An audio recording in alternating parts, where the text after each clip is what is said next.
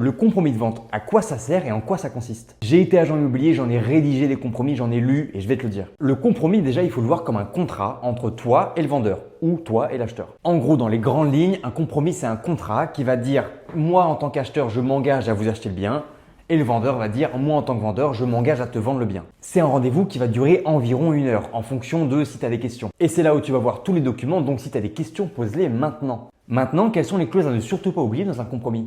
Numéro 1, la condition suspensive de financement. Si tu achètes avec un crédit, il faut obligatoirement que tu aies ça, mais ça c'est par défaut. Numéro 2, la clause de substitution. C'est une clause qui va dire que c'est toi qui t'engages à signer, mais c'est possible que le jour de la signature, ce soit pas toi qui achètes. Généralement, c'est utile quand tu n'es pas sûr si tu vas créer une SCI ou pas. Tu signes le compromis en nom propre et tu refais derrière la substitution, c'est la SCI qui achète. Donc à la signature de ce document, le vendeur il est 100% engagé, il te vend le bien quoi qu'il arrive, donc déjà tu es tranquille. Par contre, toi en tant qu'acheteur, tu as encore 2 portes de sortie. La première, c'est le délai de rétractation. Tu as 10 jours pour te rétracter sans aucune raison. Donc oui, tu peux signer un compromis et vérifier après. La deuxième, c'est ce que je viens de dire tout à l'heure, c'est le financement. Si tu n'as pas ton financement, forcément, tu ne peux pas acheter le bien. Après tes 10 jours de rétractation, tu vas verser ce qu'on appelle le séquestre. Le séquestre, c'est une somme qui ne peut pas dépasser 10% du prix du bien. Généralement, en Ile-de-France, c'est plutôt autour de 5%. Et en gros, vois-le comme un acompte, vois-le comme une caution. Si demain, tu disparais dans la nature et tu ne veux plus acheter le bien alors que tu t'étais engagé et que ton financement est OK, c'est une somme qu'ils vont garder. Généralement, le séquestre est versé chez le notaire. Bravo, tu as signé ton compromis. La prochaine étape, c'est la recherche de financement.